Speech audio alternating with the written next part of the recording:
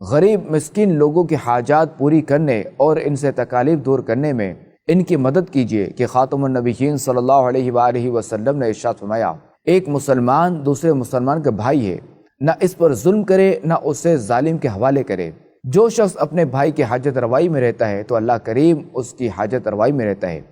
جو شخص مسلمان سے کسی ایک تکلیف کو دور کر دے تو اللہ کریم قیامت کی تکالیف میں سے اس کی ایک تکلیف دور کر دے گا۔ جس نے کسی مسلمان کی پردہ پوشی کی، اللہ کریم قیامت کے دن اس کی پردہ پوشی فرمائے گا۔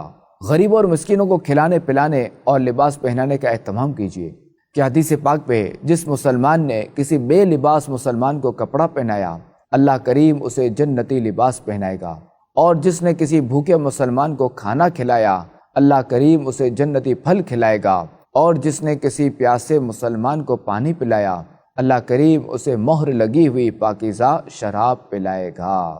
غریبوں اور مسکینوں کو بار قرض سے نجات دلانے اور ان کے غموں کو دور کرنے کی کوشش کیجیے کہ حدیث پاک میں ہے، اللہ کریم کو سب سے پیارا عمل کسی بھوکے مسکین کو کھانا کھلانا، اس کو قرض سے نجات دلانا یا اس کا غم دور کرنا ہے۔